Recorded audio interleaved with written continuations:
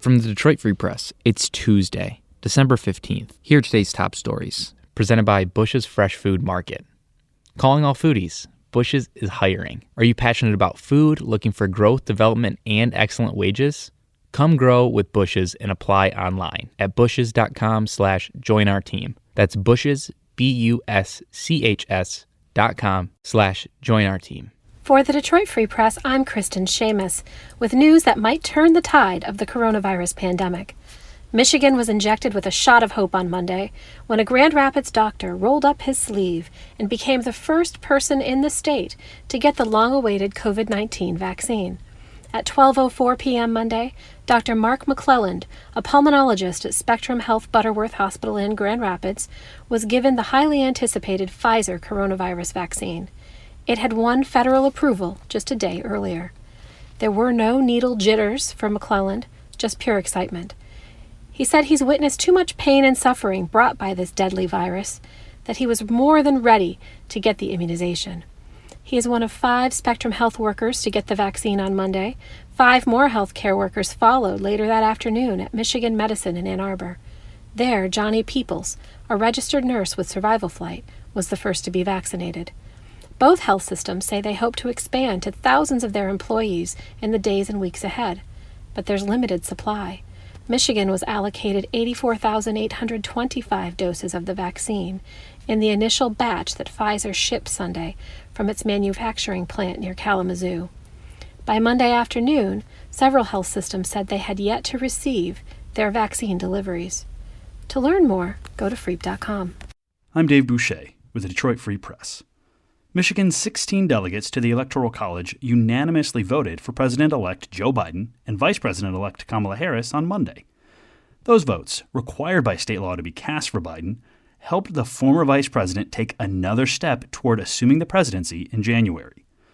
Traditionally a celebration for the victor and democracy, Monday's meeting at the state Senate came after threats of violence and ongoing efforts by President Donald Trump to undermine the will of voters.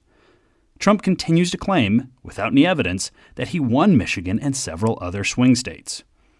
At a time when state leaders want citizens to trust the government and its promises a COVID-19 vaccine are safe, Governor Gretchen Whitmer said efforts to sow mistrust in our institutions will have ramifications beyond this election. Before the proceedings, State Representative Gary Eisen told a local radio show there may be efforts to intervene in the vote. The Republican lawmaker would not rule out violence could be involved, prompting GOP legislative leaders to pull him from his committees. Ultimately, there were no disruptions to the meeting.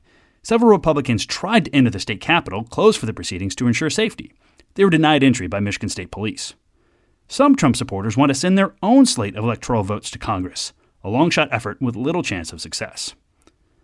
The certified electoral results showing Biden won Michigan will be transmitted to Congress, which is set to meet January 6th to review and confirm those votes. For the Detroit Free Press, I'm Eric D. Lawrence. The UAW is no longer under a criminal investigation as part of a wide-ranging federal corruption probe. An agreement reached between the UAW and the U.S. Attorney's Office will allow union members to decide how their top leaders are picked, either by direct election or under the current election by delegate process. It will also lead to the selection of an independent monitor for the union.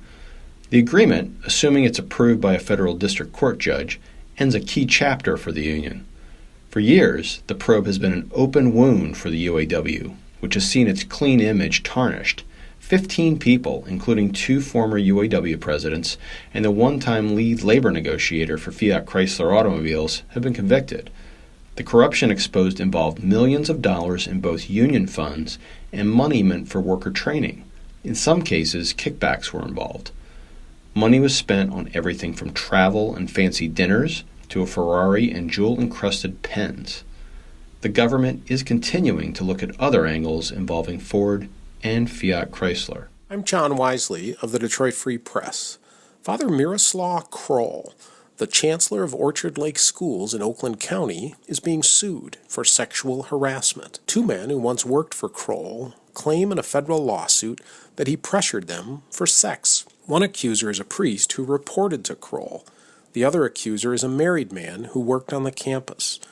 Both men claim Kroll hit on them repeatedly and then retaliated against them when they rebuffed his advances. Kroll is chancellor for both Orchard Lake St. Mary's Preparatory High School and Saints Cyril and Methodius Seminary, which share a campus. Steve Gross, the chairman of the school's Board of Regents, said Kroll is on administrative leave and that the schools believe the claims lack merit. Kroll did not respond to a request from the Free Press seeking comment, but his lawyer said in a statement that Kroll, quote, denies all allegations of misconduct in their entirety and looks forward to being vindicated. For more stories from the Detroit Free Press, be sure to check out freep.com. That's FREEP.com. If you're a fan and want to support our quality local journalism, subscribe. Go to freep.com/special offer.